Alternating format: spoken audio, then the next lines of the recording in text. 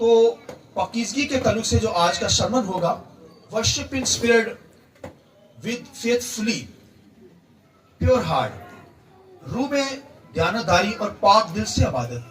और बड़ी खूबसूरत बातें आज खुदा के कलाम में से डिलीवर करने को हूँ, और मैं चाहूंगा मेरे साथ हवाला खुदावंद के कलाम में से निकालिए। अब्रानियों 3 बाब और उसकी 7वीं आयत खुदावंद के कलाम में से हम पढ़ेंगे। सुनिए, खुदा के कलाम में यूं लिखा है, बस जिस तरह के रूह कुदस फरमाता है, अगर आज तुम उसकी आवाज सुनो तो अपने दिलों को सख्त ना करो, जिस तरह गुस्सा दिलाने के वक्त आजमाइश के दिन जंगल में किया था। 9वीं आयत, जहां तुम्हारे बाप दादा ने मुझे जांचा और आजमाया और 40 बरस तक मेरे काम देखे। 10वीं आयत, इसलिए मैं उस पुरुष से नाराज हुआ और कहा कि उनके दिल हमेशा गुमराह होते रहते हैं और उन्होंने मेरी राहों को नहीं पहचाना। 11वीं आयत, चुनाचे मैंने अपने गज़ब में कसम खाई है कि ये मेरे आराम में दाखिल ना होने पाएंगे। 12वीं आयत, ए भाइयों खबरदार, तुम में से किसी का ऐसा बड़ा और बेईमान दिल ना हो जो जिंदा खुदा से फिर जाए।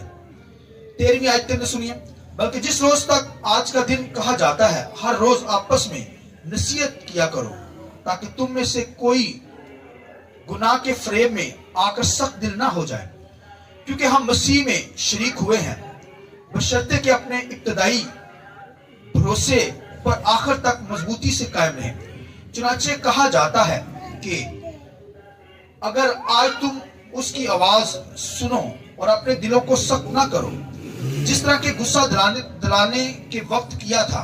16वीं आयत सुनिए, किन लोगों ने आवाज सुनकर गुस्सा दिलाया? क्या उन सब ने नहीं जो मूसा के वसीला से मिस्र से निकले थे? और वो किन लोगों से 40 वर्ष तक नाराज रहा? क्या उनसे नहीं जिन्होंने गुनाह किया और उनकी लाशें बियाबान में पड़ी रहीं? और किन की बाबत उसने कसम खाई कि वो मेरे आराम में दाखिल ना होने पाएंगे, सिवाय उनके जिन्होंने नाफरमानी की। गर्ज हम देखते हैं कि वो बेईमानी के सबब से दाखिल ना हो सके। एक रेफरेंस थोड़ा सा ले ली, मेरे साथ निकालिए। ज़बूर जो है खुदावंद के कलाम में से निकालेंगे, ज़बूर 106 उसकी 32 आयत खुदावंद के कलाम में से। उन्होंने उसको मरीबा के चश्मा पर भी खुश्क ना किया और उनकी खातर मूसा को नुकसान पहुंचा, इसलिए कि उन्होंने उसकी रूह से सरकशी की और मूसा बेसोचे समझे बोल उठा। और एक रेफरेंस मैं चाहूंगा, ज़बूर 95 में से ले लेंगे। मैं चाहूंगा कि आप जो है वो 7वीं आयत इसकी पढ़ें, क्योंकि वो हमारा खुदा है और हम उसकी चरागाहों के लोग हैं, उसके हाथ की भेड़ें हैं।